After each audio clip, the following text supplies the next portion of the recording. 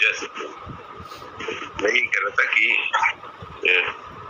ये गुरुजी ने चिट्ठी जो लिखी, तो एक जैसे बच्चा पैदा होता है, तो बच्चा जैसे ही पैदा होता है तो सब लोग अपने अपने संबंध जोड़ देते हैं उससे। वो बेचारा कुछ नहीं कहता, उसने अभी आंखें भी नहीं खोली होती है, लेकिन संबंध जोड़ लेते हैं कि ये माँ है, ये बाप है, ये भाई है, ये बहन है, ये दादी है, ये मौसी है, ये नाना है, ये दादा है, उससे संबंध जोड़ देते हैं। ऐसे ही जब हम गुरु से संबंध हमारा जुड़ता है या गुरु से जब मुलाकात होती है तो उससे भी संबंध जुड़ जाते हैं। श्री कृष्ण को के पास गोपियां थी, ग्वाल बाल थे, और उन्हें अर्जुन थे, नकुल थे, सहदेव थे, तमाम कौरव पांडव की जो है वो सेना थी, लेकिन सबके साथ जो थे संबंध अलग अलग थे। सब अपनी अपनी दृष्टि से उसको देखते थे। तो जब उसको देखते थे तो द्रौपदी किस भाव से देखती थी और यशोदा किस भाव से देखती थी और सुदामा किस भाव से देखते थे, तो वो उसका एक का भाव दूसरे के भाव से मिल नहीं पाता है, उसको पता नहीं कर सकता है कि इसका क्या भाव रहा होगा। तो कभी कभी क्या होता है कि बड़ी असमंजस की स्थिति पैदा हो जाती है कि आदमी अपने संबंध को बयान करना चाहता है, वो बयान कर नहीं पाता है। तो संबंध जो है वो अभी एक भजन था, बहुत ही सुंदर भजन था और बहुत अच्छा लगा जो गाया, चित्त मात सहायक स्वामी सखा, तुम ही एक नाथ हमारे हो। तो उसको सारे संबंधों को शिष्य जो है वो बहुत ही जो है वो सारे संबंधों को जोड़ के कहता है कि ये सब संबंध तुम एक नाथ तुम ही हमारे हो कहता है, लेकिन ऐसा होता नहीं है। संबंध जो है वो एक होता है। वो संबंध कैसे देखता है, सुदामा ने जैसे सखा भाव में देखा, तो सखा भाव में उसने उसी तरह से उसके साथ बर्ताव किया, तो श्री कृष्ण भगवान ने भी उसके साथ वैसा ही बर्ताव किया।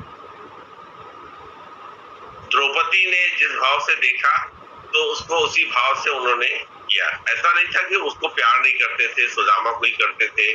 ऐसा नहीं था कि वो अर्जुन को प्यार नहीं करते थे, ऐसा नहीं था। ईश्वर भगवान सक्षम है, सक्षम होके वो अपनी उसी तरह का जैसा जैसा व्यवहार उसको भाव होता है शिष्य का या सामने वाले का, वो उसी तरह से उसको जो है दुर्योधन से भी उन्होंने जो है व्यवहार किया। ऐसा नहीं कि नहीं किया व्यवहार, उसके साथ भी उन्होंने वैसा व्यवहार किया। तो हम उसको समझ नहीं पाते हैं, तो हमको ऐसा लगता है कि ये बात सही है, ये बात गलत है, ये बात जो है वो समझ के परे है, क्योंकि समझ के परे ही होगी। अभी हम हैं, हमारा जो व्यवहार हमारे बेटे के साथ जो मैं करूंगा वैसा व्यवहार मैं अपनी बेटी के साथ नहीं कर सकता हूँ, वैसा व्यवहार मैं अपनी पत्नी के साथ नहीं कर सकता हूँ, वैसा व्यवहार मैं अपने पड़ोसी के साथ नहीं कर सकता हूँ। जब शारीरिक आदमी जो शरीर में फंसा हुआ है वो भिन्न भिन्न लोगों से भिन्न भिन्न तरह का व्यवहार करता है, तो गुरु भी जिसको वो प्यार करता है या गुरु जो शिष्य को प्यार करता है तो वो उसको अलग अलग तरीके से उसको व्यवहार करता है। तो उसमें कंपैरिजन की भावना जो है वो आदमी को जो है वो थोड़ा सा मन में थोड़ा पीछे कर देती है परमार्थ में बढ़ने में। उसको कि जैसा उसके साथ किया वैसा मेरे साथ भी करें, या जैसा मेरे साथ किया वैसा उसके साथ ना करें, ऐसा जो है ये जो मतलब शब्द हम कह नहीं पा रहे हैं, लेकिन मतलब यही है, कंपटीशन की भावना से आदमी में फिर वो राग द्वेष जो है वो पैदा हो जाता है। तो जैसा ही राग द्वेष हम जो है परिवार में करते आ रहे हैं, वैसा ही राग द्वेष जो है फिर हम जो है सत्संग में भी करते हैं, वैसा ही राग द्वेष जो है हम अपने स्कूल में जाके भी करते हैं, वैसा ही राग द्वेष जो है हम अपने कार्यालय में जहाँ हम काम करते हैं वहां भी करते हैं। तो ये जो छिपे हुए जो माया है वो हमें बार बार जो है प्रभावित करती रहती है और हम उसी के जो है उसी से वशीभूत हो जाते हैं। इसको समझना बहुत जरूरी है। आप देखिए, हमने एक दिन जो है सपने सपने में देखा कि हम सपने में देखा कि हम जो है चौराहे पे खड़े होकर भीख मांग रहे हैं। अब हमने तो भीख कभी मांगी नहीं, लेकिन हमने सपने में देखा। ऐसा क्यों आया? जब जब हम गाड़ी चलाते हैं और चौराहे पे खड़े होते हैं तो देखते भीख मांगने वाले आ जाते हैं। हमने उसके बारे में सोचा, हमने मतलब मन ने सोचा। सोचने के बाद जो है उसका चित्त ने चिंतन किया कि नहीं, इनको पैसा देना चाहिए। फिर बुद्धि ने कहा नहीं, पैसा नहीं देना चाहिए, इससे इनकी आदत हो जाएगी। फिर मन ने कहा कि नहीं, इनको खाने के लिए देना चाहिए, पैसे से ये इसका दुरुपयोग करेंगे। फिर हमने कहा नहीं, इनको जो है इनके घर ले जाके इनके पढ़ाई के लिए व्यवस्था करनी चाहिए। जो भी हमने चिंतन किया, तो रात में कुछ दिनों बाद रात में सपने में आया कि जो है हम भी जो है चौराहे पे भीख मांग रहे हैं कि शनि के नाम पे हमको पैसा दे दो, शनि के नाम पे पैसा दे दो। तो क्या हुआ कि बाहर का दृश्य वो अंदर में आ जाता है, जो हमारे जो है बुद्धि में न चाहते हुए भी प्रविष्ट हो जाता है, जिसको हम देख नहीं पाते हैं। हमने कभी सपने में देखा कि हम ऐसी जगह पे हैं। अरे ऐसी जगह पे तो कभी गए नहीं, फिर वैसी जगह पे हम कैसे पहुंच गए? वो मन की कल्पना से। तो क्या होता है कि जो ये जो अवगुण है, ये मन में जो है प्रभाव डाल देते हैं। तो ये हमको समय समय पर प्रहार करते हैं, हमारे चित्त के ऊपर प्रहार करते हैं। तभी कहीं न कहीं पे गुरुजी ने कहा कि तुम हरिओम हरिओम करो। क्यों कहा हरिओम हरिओम करो? जबकि वो खुद साक्षात विद्यमान थे। उन्होंने किसी को भी कहा तो हरिओम हरिओम कहा किया करो, हरिओम हरिओम करके सोया करो। तुमको डर लगता है, हरिओम हरिओम करके सोया करो। क्यों कहा? कि वो कवच जो है तुम्हारी रक्षा करेगा, और जो चित्त के अंदर जो पुरानी जो छाप पड़ी हुई है वो मिटेगी। इसीलिए जो है सत्संग है। हम सत्संग में आते हैं, थोड़े बर्तन को अपने साफ करते हैं, फिर उसमें मैल चढ़ जाती है, फिर उस मैल को उतारते हैं। हमारा जो लोभ है, हमारा जो है लालच है, हमारा अहंकार है, हमारा राग द्वेष है, हमको बीच बीच में प्रभावित करता है। गुरु ने मन की बात करी। गुरु ने कभी भी जो है मुंह देखी बात नहीं करी। मुंह देखी बात उनको कभी स्वार्थ था नहीं किसी से भी गुरु को। तो गुरु ने जो है निस्वार्थ तरीके से बात करी। किसने कैसा ग्रहण किया, हमेशा ये रहा है कि जब भी कहीं हम कोई चीज पढ़ते हैं, कि जैसे एक ही लाइन पढ़ी हमने, बहुत सिंपल सी है कि एक जगह लिखा था सदा सच बोलना चाहिए। फट से हमारे मन में क्या आ जाता है, जो फलानी जो है हमेशा सच नहीं बोलती है, झूठ बोल देती है वो। अब उसमें लिखा था सदा सच बोलना चाहिए। हमने उसको ग्रहण नहीं किया, हमने तुरंत ही दूसरे के ऊपर अप्लाई कर दिया कि उसको सच बोलना चाहिए, वो सच नहीं बोलती है। वो कभी कभी सच बोलता है, कभी कभी झूठ बोल देता है। तो हम जब भी कोई चीज पढ़ते हैं या कोई चीज ग्रहण करते हैं, तो हम ये कहते हैं ये दूसरे के लिए है। हमको तो आता है सब, हमको पता है, हमको सब आता है। हमको क्या बताएंगे, हमको तो सब आता है, हमने तो गुरु का संग किया है। ये भावना जो है घड़े के मुंह को उल्टा कर देती है। ग्रहण करने की शक्ति जो है वो खत्म हो जाती है। वो फिर उसी अभिमान में या उसी जो है हवा में आदमी जब घूमने लगता है, क्योंकि ग्रहण करने की शक्ति जो है वो खत्म हो जाती है। घड़े का मुंह जो है वो नीचे हो जाता है।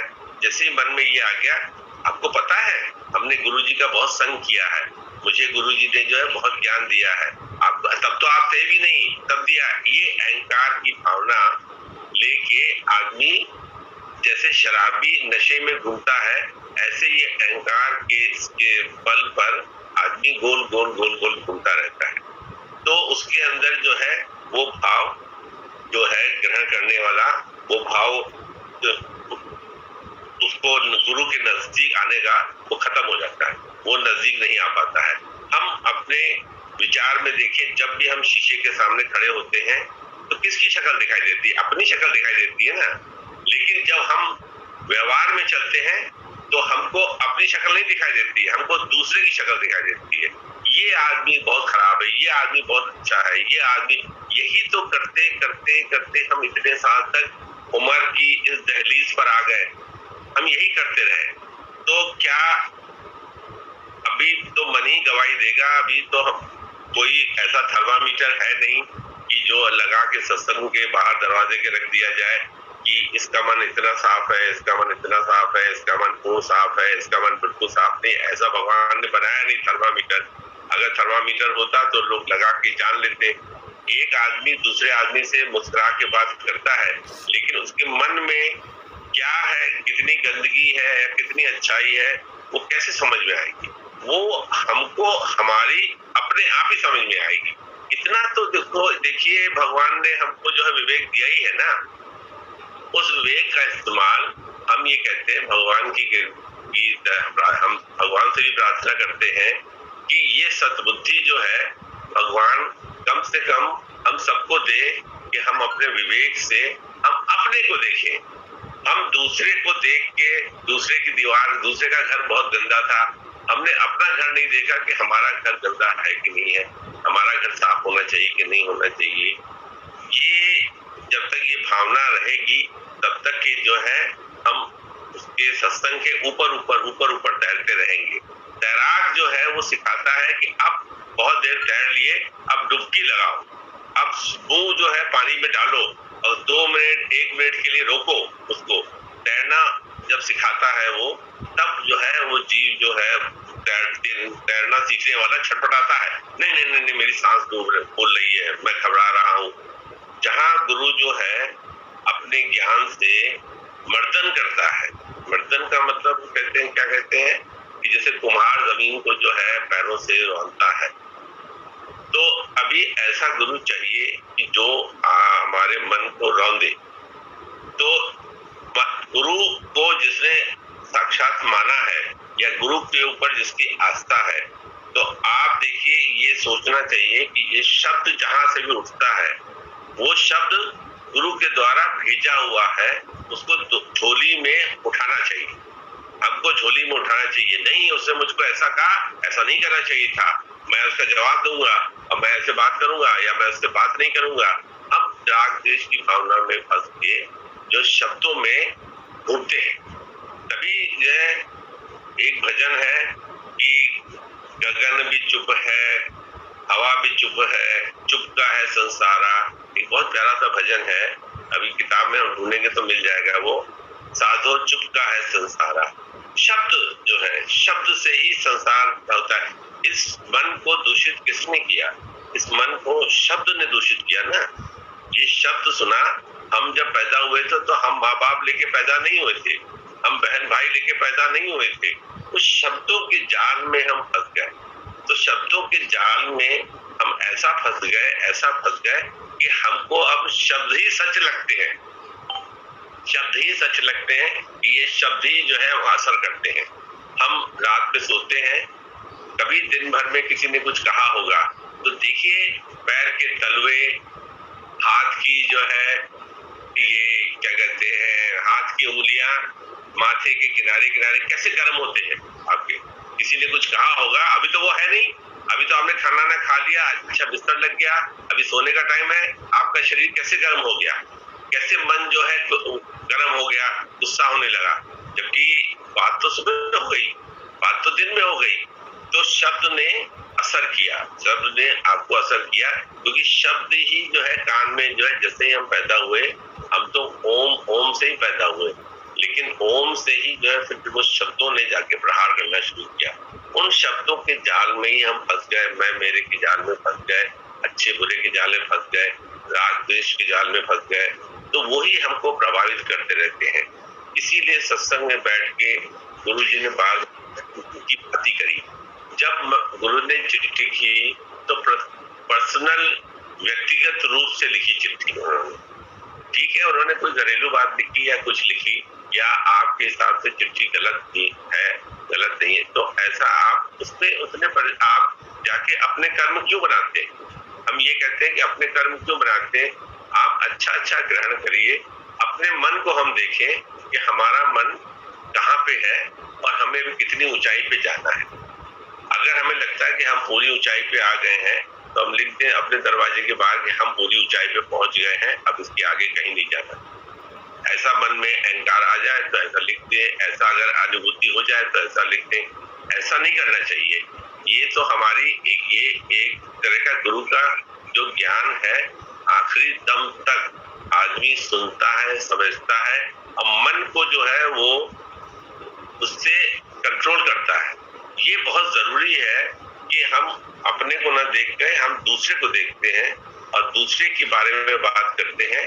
अपने बारे में क्या करते हैं, आपको बहुत आता है, आपको मालूम है, आप नहीं थे तो हमको उससे पहले बहुत अच्छा ज्ञान था, मुझे सब पता है, मुझे पता है, मुझे आता है और मुझे इससे ऊपर तो कोई बात ही नहीं है।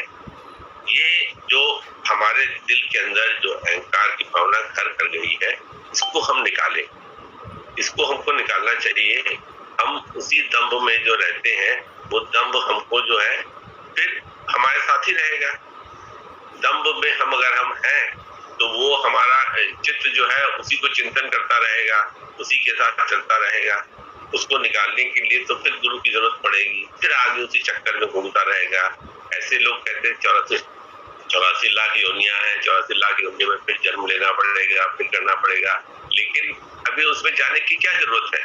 अभी गुरु ने पहले ही बताया कि आप अपने मन को देखें और अपने मन को वशीभूत करें, वश में करें, उसको गुरु के नाम के वश में करके। तो उससे क्या होगा, ये कैसे होगा? ये प्रयास से होगा, अभ्यास से होगा। बार नित्य नित्य, छिन छिन, पल पल हम उसको देखें कि वो बहक तो नहीं रहा है।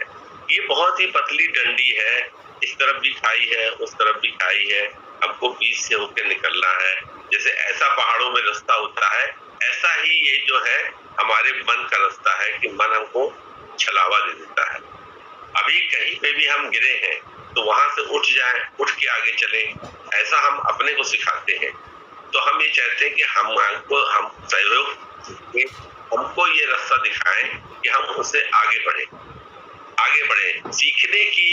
सीखने की जब भावना रहेगी आदमी के अंदर, तो सीखने की भावना से आदमी जो है आगे बढ़ने की कोशिश करेगा।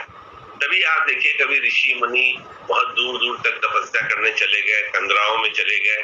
क्यों चले गए? वो इसलिए चले गए क्योंकि उन्होंने देखा कि जो शारीरिक धर्म है या शारीरिक हमारे जो रिश्ते हैं या शारीरिक जिसको हमने सच मान रखा है दुनिया को, ये हमको जो है प्रभावित करता है।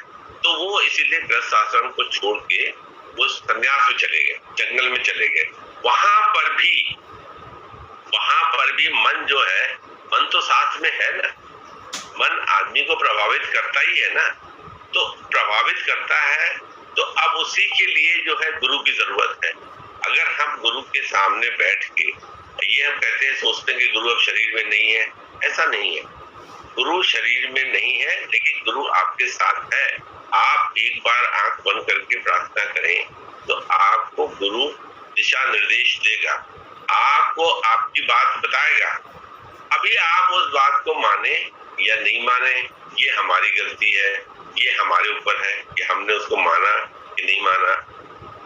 गुरु हमेशा शरीर में, शरीर तो नाशवान है, वक्त वक्त पे आदमी जो है संसार को छोड़ के जाता है। लेकिन गुरु से जो रूहानी नाता है हमारा, वो रूहानी नाता जो है, रूहानी नाता तो हमारा हमेशा ही रहेगा ना। ये आत्मा इसको ऐसी लैंग्वेज में कहता है कि जीव का गुरु से रूहानी नाता है। तो गुरु समय समय पे आके उसको जगाता है, उसको राह दिखाता है। अब जो गुरुमुख होगा वो उसे स्वीकार करेगा। अगर शीशे पे बहुत धूल चढ़ी होगी तो गुरु आके जगाएगा भी तो उसका असर नहीं आएगा, क्योंकि आदमी दंभ में, आदमी राग द्वेष में, ईर्ष्या द्वेष में ही घूम रहा है। तो आवाज गुरु की वहां तक उसके चित्त तक पहुंचेगी नहीं, क्योंकि गुरु हमेशा आवाज देता है। हमने गुरु का संग किया है या हमने गुरु को देखा है या हमें गुरु से प्यार है या गुरु से हमें अधूरा प्यार है या गुरु से हमको नकली प्यार है या हमको गुरु से दिखावे का प्यार है, तब भी वो बेचारा जो है, अब हम गुरु को बेचारा कहते हैं, वो बेचारा जो है वो भेदभाव नहीं करता है। वो उसी उसको हमको रास्ता दिखाता है।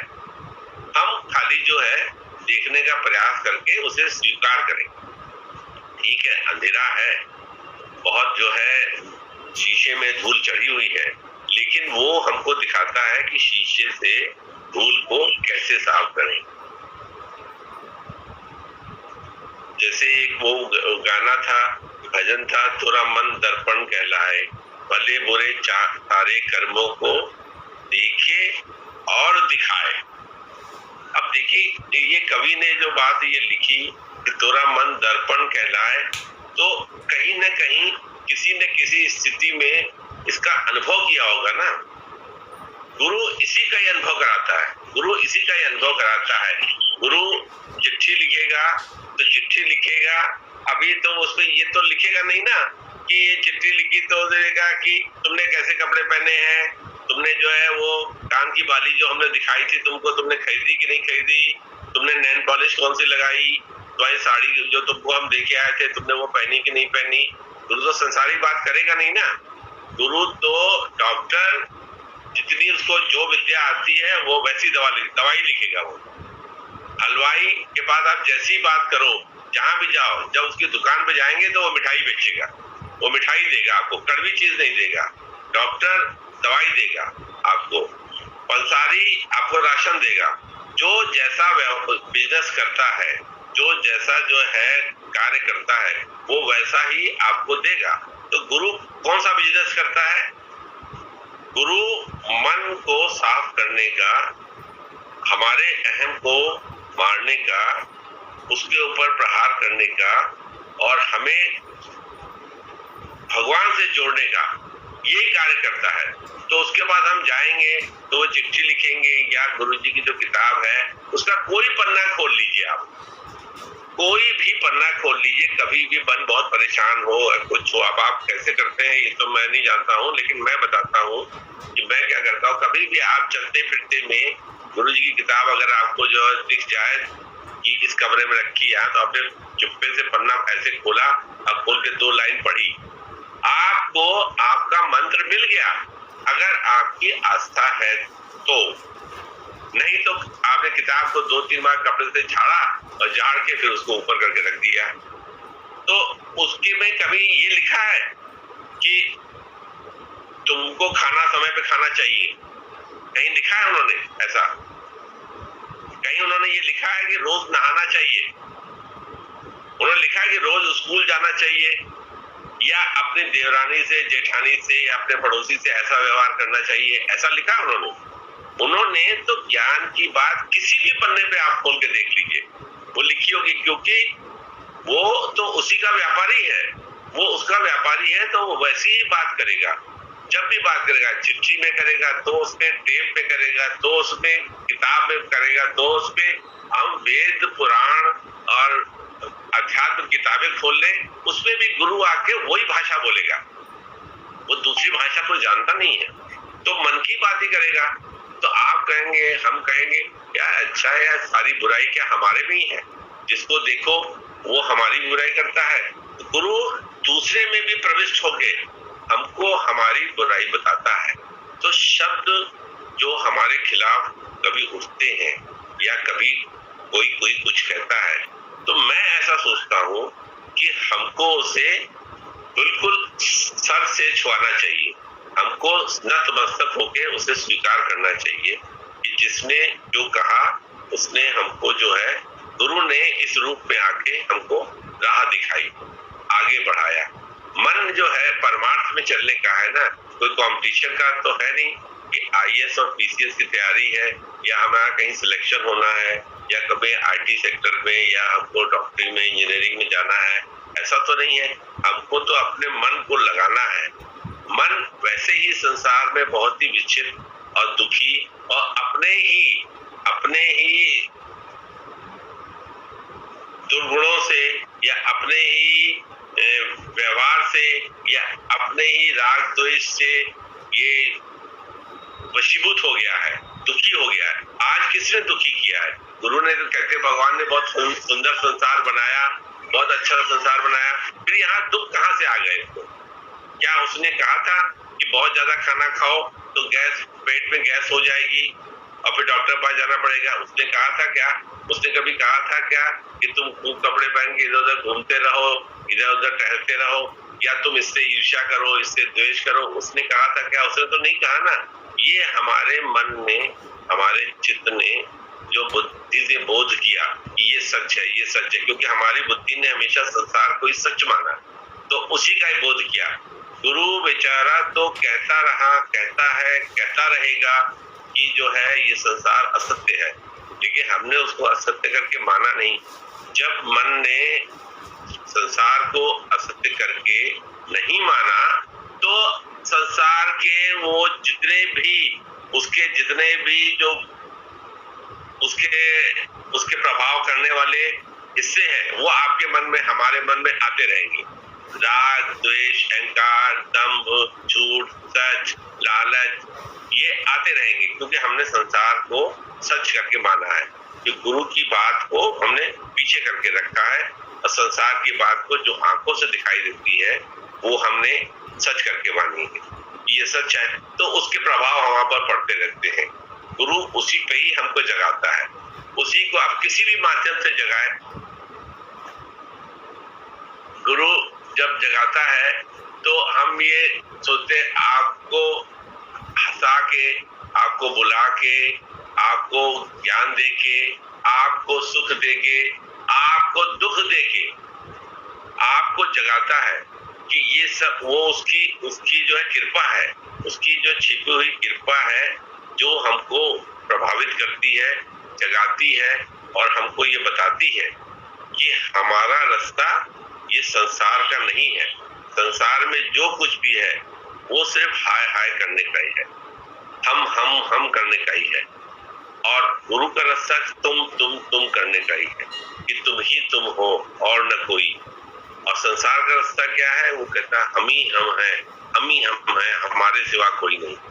तो हम संसार में हम करके जीते हैं तो शरीर के जितने भी गुण दोष है, शरीर अपना कार्य उसी हिसाब से करता रहेगा, तो वो प्रभावित करता रहेगा। गुरु कहता है नहीं, तुम शरीर नहीं हो, तभी तो वो वेदों से हमको वेदांत तक ले गया। तभी तो अभी गुरु जी ने हमको बता दिया तुम ब्रह्म हो, तुम भगवान हो, तुम खुद पर भगवान हो।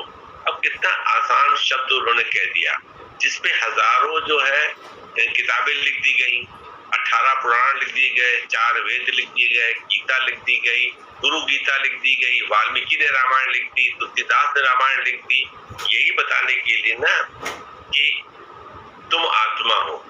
और गुरु ने उसी को जो हल्के में एक ही भाषा में, अपनी भाषा में उन्होंने कह दिया कि तुम खुद आत्मा हो, तुम जीव नहीं हो। जीव जो दिखता है तुमको, ये तुमको भ्रमित कर रहा है, ये माया तुमको भ्रमित कर रही है, जिसमें तुम्हारी बुद्धि अटकी हुई है, जिसमें तुम्हारा मन अटका हुआ। इसी को छांटने के लिए जो है गुरु ने सीधे में कह दिया, तो हमने उसको हल्के में ले लिया। हमने ले लिया कि यार ये तो कोई बात है नहीं। लेकिन जहां जहां लोगों ने प्रयास किया, जहां जहां लोगों ने देखा कि ये बात सच है, तो उसके लिए कोई प्राणायाम करता है, कोई जो है तपस्या करता है, कोई पूजा उपासना करता है, आखिर में कहाँ जाता है? आखिर में वहीं जाता है जहां पे गुरु ने पहला सेंटेंस कहा था कि तुम ही ब्रह्म हो, तुम्हारे अंदर ही भगवान है, तुम उसको जगाओ, उसको देखो अपने में। हम क्या देखते हैं? हम उसमें भगवान को नहीं देखते हैं, हम उसमें दूसरे को देखते हैं। दूसरे को देखते हैं तो वहीं पे अवगुण पैदा हो जाते हैं, तब वो संसार शुरू हो जाता है, फिर वो संसार के चक्कर में घूमता रहता है। चिट्ठी में कोई ऐसी नई बात नहीं है, या अगर हम कहें कि बहुत गलत बात है या बहुत सच्ची बात है, बात का सार यही है। एक ने दूसरे को चिट्ठी लिखी व्यक्तिगत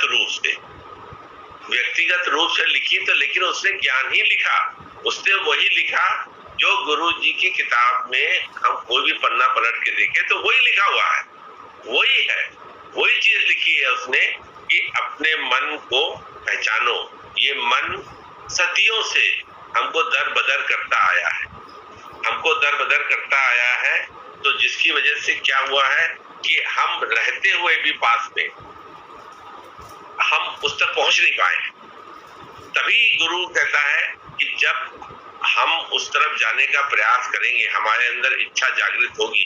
कभी कभी भगवान ये इच्छा जागृत करते हैं, खिला के, बिठा के, बता के, समझा के, कभी हमने कहा ना सुख दे के, कभी दुख दे के, हमारे अंदर वो ईश्वर के प्रति जो है आस्था पैदा करते हैं। यही उनका कार्य है, यही वो कार्य करते हैं। चाहे उसको हम चिट्ठी में देख लें, चाहे उसको हम रामायण में देख लें, चाहे हम उसे गुरु गीता में देख लें, या वो योग वशिष्ठ आप पढ़ते हैं, कभी कभी सुनते हैं आपके मुख से, या कभी कभी जो है कोई ग्रंथ सुनते हैं, उसमें वही चीज गुरु जी ने वही चीज कही है। लेकिन अफसोस इस बात का है कि वो उन्होंने बहुत ही सीधी लैंग्वेज में कहा है, जिसको हम तवज्जो नहीं देते हैं। हम सोचते हैं कि ये बात जो है ऐसे ही है, और जहाँ पे संस्कृत के श्लोक हो और फिर उसका अर्थ हो, और उसके बाद फिर इस ऋषि ने ये कहा, उस ऋषि ने ये कहा, अरे ये तो बहुत ही बड़ी बात कह दी इन्होंने, ऐसा तो कभी, अरे हमारे गुरु ने तो हमको यही बात पहले दिन ही कही थी ना, हमने उसको हल्के में ले लिया, हमने उसको सोचा कि ये सहज में ले लिया, हमने उसकी वक़्त नहीं दी।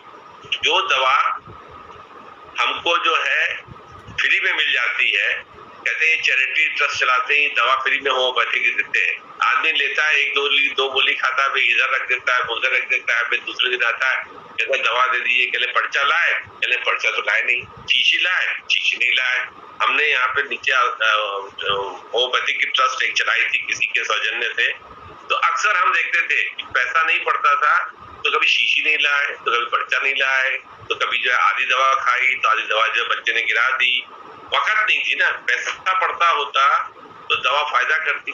वैसे ही गुरु ने जो है हमारे बिना प्रयास के ये कहिए, या तो हमारे ऊपर काफी प्यार था तो उन्होंने कहा, या काफी हमारे अच्छे कर्म थे तब कहा, किसी जमाने के किए हुए कर्म रहे होंगे, अभी के तो नहीं रहे होंगे, पहले के रहे होंगे, या गुरु का पुराना जो है हमारे से लगाव था कि उन्होंने बताया कि ये ज्ञान है, सही लैंग्वेज में कह दिया, तो वो आदमी तो उसको वो समझ में नहीं आया, उसने उसकी वक़्त नहीं करी, उसने उसकी जो है इम्पोर्टेंस नहीं दिखाई। फिर उसी को प्राप्त करने के लिए आदमी बहुत दूर तक जाता रहता है, दूर तक जाता है, फिर प्रयास करता है। अभी कुछ दिन पहले मैं एक उपनिषद देख रहा था, प्रश्नवाचक उपनिषद था एक, उसमें वो जो है वो ऋषि से जो है 6 शिष्य जो है अलग अलग तरह से प्रश्न पूछते हैं।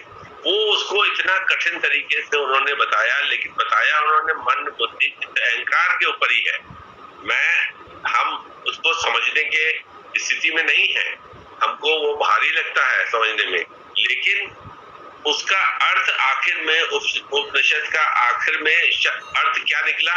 अर्थ यही निकला कि मन तो ज्योत स्वरूप है, अपना रूप पहचान, वो अर्थ यही निकला उसका। लेकिन उपनिषद में पढ़ते समय या सुनते समय ऐसा लगा ये तो बहुत ही कठिन है, ऐसी तो बहुत ही मुश्किल है, हमसे कभी हो ही नहीं पाएगा। लेकिन जो है बाद में वही उसने यही कहा कि मन तो ज्योत स्वरूप है, अपना रूप पहचान। गुरु ने क्या कहा? गुरु ने यही तो कहा कि मन तो ज्योत स्वरूप है, अपना रूप पहचान। अगर हम अपने रूप को पहचानने की कोशिश करें तो जो अंधकार है या जो अंधकार जैसा हमको लगता है वो हट जाएगा, वो हट जाएगा, हमको दिखेगा नहीं, हमें दिख जाएगा, उजाला दिख जाएगा। किसी भी अंधकार को हटाने के लिए अगर 10 साल का, 100 साल का या कई जन्मों का अंधकार है तो उसको हटाने के लिए कई साल, कई महीने, कई दिन तो नहीं लगते ना। एक बार एक जो है मोमबत्ती जलाई, एक रोशनी उजाला किया, एक शम्मा जलाई, अंधकार गायब हो गया। एक सेकंड लगता है, इसके लिए बहुत जरूरत नहीं पड़ती है। गुरु यही कहता है कि जिसको तुम कठिन करके समझ रहे हो उसका जो है 1 मिनट के अंदर गुरु ने हाथ रखा कि आपका हमारा अंधकार दूर हो गया। फिर क्या होता है? बाहर जो अंधकार दूर हो गया तो वो अंधकार जो है वो दरवाजे के बाहर खड़ा है। अब देखिए, इस चीज को समझना बहुत जरूरी है। छोटी सी चीज है, अंधकार ईश्वर भगवान ने उजाला कर दिया, अंधकार चला गया। फिर हमने क्या सोचा? फिर हमने सोचा कि अब उजाला हो गया, अब अंधकार चला गया है। लेकिन ये जान के रखिए, ये मान के रखिए कि अंधकार दरवाजे के बाहर खड़ा है।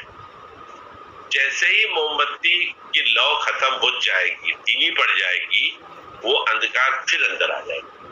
ऐसा क्यों होता है? तो कहते हैं ऐसा इसलिए होता है, साइंस ये कहती है कि जब रोशनी खत्म हो गई तो अंधकार आ जाएगा। तो अंधकार आने के लिए दरवाजा खटखटाता है क्या? वो कहता है दरवाजा खोलो, अब मोमबत्ती की रोशनी खत्म हो रही है, मैं अंदर आऊंगा। ऐसा तो नहीं कहता है वो।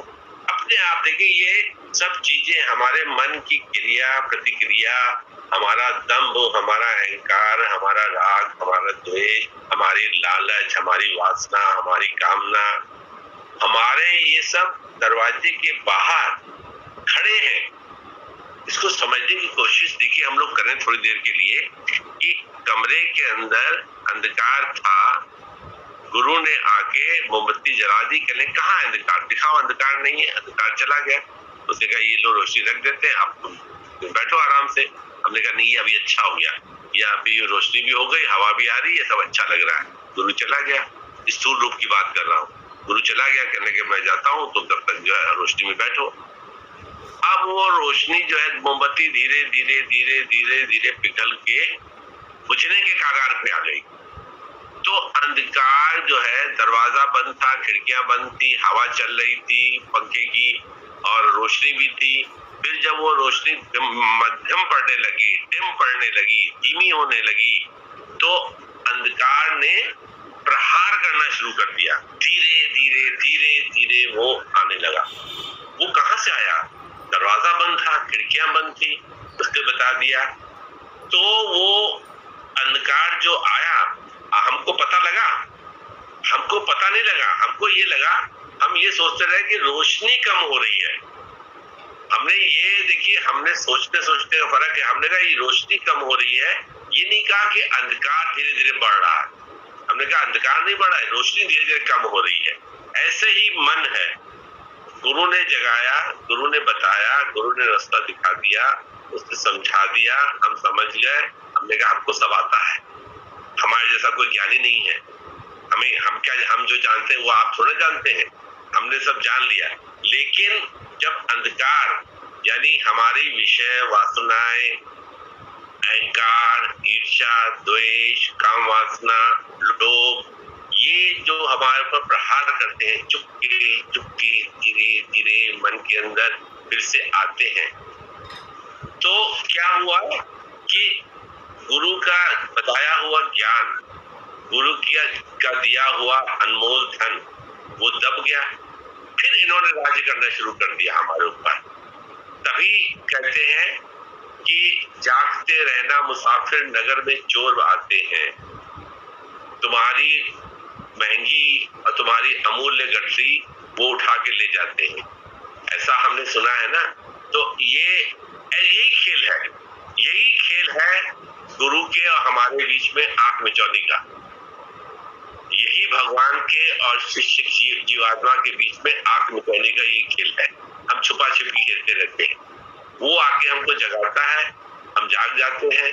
फिर उसके बाद फिर बाद में धीरे धीरे फिर दम पैदा हो जाता है, फिर ईर्ष्या द्वेष पैदा हो जाती है, फिर सब ये इसको देखें, इसको समझने की कोशिश करें। ये एक व्यक्तिगत प्रयास है, ये सामूहिक प्रयास नहीं है। सामूहिक प्रयास क्या है? सामूहिक प्रयास ये है कि हम समय पे सत्संग में बैठे और झोली फैला के बैठे कि जो भी गुरु के वचन निकल रहे हैं ये मेरे लिए है। जिसने कहीं से भी आवाज आती है ये मेरी आवाज है। हम क्या करते हैं, किसी ने कुछ कहा तो देखिए कैसे बाहें ऊंची कर लेते हैं, कैसे बाहें समय, हाँ उसने मुझे ये कहा, ऐसा कहना चाहिए उसको क्या पता है? ये कैसे अहंकार देखिए जागता है, कैसे रिश्तेदारी और नातेदारी निकाल देता है आदमी। ये देखिए, ये छिपी हुई जो है माया है, ये कैसे जो है हमको जो है प्रभावित करती है। इसको देखिए ना, इसको समझे ना। इसको हम कहते हैं उसका ऐसे हुआ ना, देखो उसने अहंकार किया ना, उसने ऐसे शब्द निकाले ना, उसने ऐसे किया, उसने हम करते हैं। कभी ये कहते हैं कि हमने ऐसा किया, हमने ऐसा नहीं कहते, ऐसे नहीं कहते। अभी ये देखिए, ये बात को समझना बहुत जरूरी है और हमारी तो प्रार्थना है कि इस बात को समझना चाहिए, क्योंकि इतनी उम्र हम निकाल ले आए या हम संसार में आए तो ये चीज प्रभावित समय समय पर करती है। इसको समझने की कोशिश करें, आगे बढ़े, आगे बढ़े। आगे बढ़ने से क्या होगा, यही गुरु का ज्ञान है, यही गुरु का पत्र है, यही गुरु की चिट्ठी है। हम उसमें ज्यादा बहुत खोजबीन में और बहुत जो है इंक्वायरी करने में, उसमें करने में न जाए। क्या होगा उससे, क्या क्या प्राप्त करेंगे, या क्या हम सिद्ध करना चाहते हैं? हम ये सिद्ध करना चाहते हैं कि आज मैं जो आपको बता रहा हूं मैं बहुत ज्ञानी आदमी हूं। ये तो मन ही जानता है ना कि हमारा मन परमार्थ की सीढ़ी पे किस सीढ़ी पे खड़ा है। ये जानता है। जब मेरा मन जानता है, मैं जान रहा हूं, तो मुझे पूर्ण तरह से विश्वास है कि हर एक का मन उसको जानता होगा कि वो कैसा है। आप देखिए, हर एक आदमी को पता है, न बताए कि उसके बैंक में कितना बैलेंस है, कितना पैसा है, या उसके पर्स में कितना पैसा है। स्थूल एक वो है, क्या उदाहरण है कि हमको पता है ना कि हमारे पर्स में या हमारी अलमारी में कितने पैसे रखे हैं। हाँ, बहुत ज्यादा बहुत बिजी रहते होंगे तो 100-200 रुपए 400 रुपए का फर्क होगा। ऐसा तो नहीं होगा कि आपकी जेब उसमें जो 10,000 रुपए रखे हुए तो आप कहेंगे नहीं इसमें तो 30 लाख रुपए रखे थे। ऐसा तो नहीं होगा। थोड़ा बहुत फर्क होगा, 5-7 रुपए, 10 रुपए का, 20 रुपए का, 1000 का थोड़ा सा फर्क होगा अगर लाख रुपया रखा है आपकी अलमारी में तो। लेकिन इसी तरह से मन में भी हमको पता रहता है कि परमार्थ की सीढ़ी पे हम कहाँ अटके हुए हैं। उसी पे उसका एक तरीका ये है, या तो जो व्यास की गद्दी पे बैठा हुआ है उससे प्रश्न करके हम अपने मन की बात साफ कहें। लेकिन हम कहेंगे तो हम करेंगे कैसे, कहेंगे कैसे, पूछें। हम तो इतने बड़े हैं, हम कैसे पूछें? हम तो इतने छोटे हैं, कैसे पूछें? हम पूछेंगे तो और लोग क्या कहेंगे, और कहेंगे अच्छा ये इतना खराब है, इसको रात में खाने की लालच आ रही थी, वो खाना खाने गया तो उसको बहुत कह रहा था कि मैं ये खा लूं वो खा लूं, या उसको ऐसा क्रोध आया था। हम अपने मन की बात खुल के नहीं कह नहीं पाते हैं क्योंकि हमारे को हमारा अहंकार रोकता है। हम जितना अपने मन की बात को साफ साफ कहेंगे उतना मन साफ होगा। कहते ना कि जैसे सवाल, जो कोई सवाल न समझ में आए तो आप क्लास से पूछिए, इससे औरों का भी जो उद्धार होगा। ऐसा टीचर कहता है। वो इसलिए कहता है कि जानता है कि दूसरे बच्चे नहीं पूछते हैं, इसलिए उनको पता भी नहीं है, लेकिन फिर भी वो चुपचाप बैठे हुए हैं। आता नहीं है लेकिन पूछ नहीं रहे, शर्म के मारे या अहंकार के मारे, या लोग क्या कहेंगे इसके बारे में। ये शब्द का भी बड़ा महत्व है कि लोग क्या कहेंगे, तो फिर वो आदमी अटका रहता है। तो हम अपने मन को देखें और हम उसको, जिसको समझते हो उससे पूछे, तो आपको हमको गुरु आके उस मुख से बोलेगा, बताएगा, फिर उसको आप ग्रहण करें, उसको समझें और आगे बढ़ने के लिए करें। लेकिन अगर हम ये सोचेंगे कि नहीं मैं तो खुद ही बहुत बड़ा ज्ञानी हूँ, मुझे तो सब आता है, तो फिर हम सीखने की दरवाजे जो है फिर बंद हो जाएंगे। फिर क्या होगा कि वही हमने बताया उदाहरण कि कमरे में रोशनी कम होने लगी, तो रोशनी कम होने लगी नहीं, अंधकार बढ़ने लगा। रोशनी तो थी अपनी जगह पे, अंधकार बढ़ने लगा। फिर वो धीरे धीरे जो है फिर आदमी किसी की सुन नहीं पाता है। जैसे पहले था वैसे वहां यहाँ पे हो गया। जैसे पहले देवरानी जेठानी के साथ हमारा कार्य था वैसे ही जो अब यहाँ सत्संग होने लगा। तो उससे जो है मन जो है दूषित बना रहेगा, मन जो है शुद्ध नहीं होगा, और उससे नुकसान किसका होगा? किसी का नहीं होगा, हमारा ही होगा। हमको खुल के आने का है, हमको खुल के आने का, हमको बताना है। और हमें जो भी सत्संग में शब्द उठता है या कोई, हम तो ऐसा सोचते हैं पर्सनली, व्यक्तिगत रूप से, अभी और समझते हैं कि नहीं समझते हैं तो मैं नहीं जान सकता, कि जो भी शब्द मुंह से सत्संग में निकलता है हमें ऐसा लगता है ये मेरे लिए, हमको करना चाहिए। हम कहेंगे नहीं, ये मेरी पत्नी सुन रही है, ये इसके लिए है, ये सुन रही है ना, इसके लिए है, ये मेरी बहन सुन रही है ना, ये इसके लिए है, ये मेरा दोस्त सुन रहा है ना, ये इसके लिए है। ये भावना गलत, ये शब्द जो भी निकला मेरे लिए है। गीता में जो लिखा हुआ है, ऐसा कहने में आता है कि श्री कृष्ण भगवान ने अर्जुन को जो है उपदेश दिया। जब हम पढ़ते हैं तब हम ये कहते हैं श्री कृष्ण ने अर्जुन को कहा, हमसे क्या लेना देना, सानू की हमें क्या लेना देना, उसने उससे कहा है।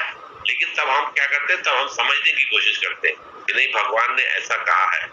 हमारे उस समय हम अपने को धीरे धीरे, अगर हमारी आस्था रहती है तो हम अपने को अर्जुन में प्रविष्ट कर लेते हैं कि श्री कृष्ण ने ऐसे कहा जीवात्मा के लिए, उन्होंने सत्य के लिए ऐसे कहा है, उन्होंने स्थिति प्रज्ञा के लिए ऐसे कहा है। तब हम कैसे घुस के उसमें बात करते हैं, ये जानने की कोशिश करते हैं कि भगवान श्री कृष्ण ने हमारे लिए कहा है। ऐसे ही ये गुरु का दर है, गुरु का दरवाजा है। अगर हम ग्रहण करने की मुद्रा में रहेंगे, हम ये सोचेंगे कि जो भी निकल रहा है ठीक है, हम सत्संग में बैठ पाए न बैठ पाए, चलते फिरते ही हमने सुना कि मन बहुत चंचल है, तो अभी वेद व्यास की गद्दी से ये आवाज आई, मैं तो व्यास की गद्दी ही कहता हूँ, अगर व्यास की गद्दी से ये आवाज आई कि मन बहुत चंचल है, तो अरे ये वो सुन रही है ना, उन्हीं के लिए बोला है, मन का आवाज है, किसके लिए बोला उन्होंने, एक मन बहुत चंचल है, किसी ने कुछ कहा क्या, किसी ने कुछ किया क्या।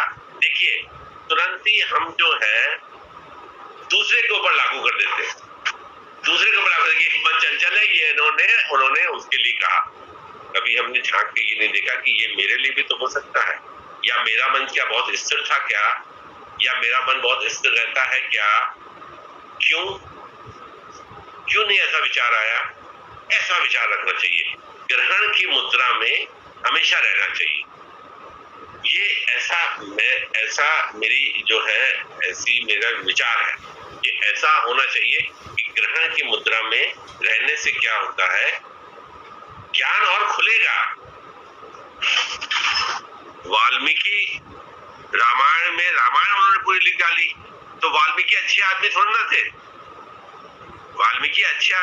थे, रामायण लिख डाली उन्होंने। हम आस्था रखेंगे कि गुरु को पूरी तरह से हाजिर नाजिर जानकर हम बैठेंगे,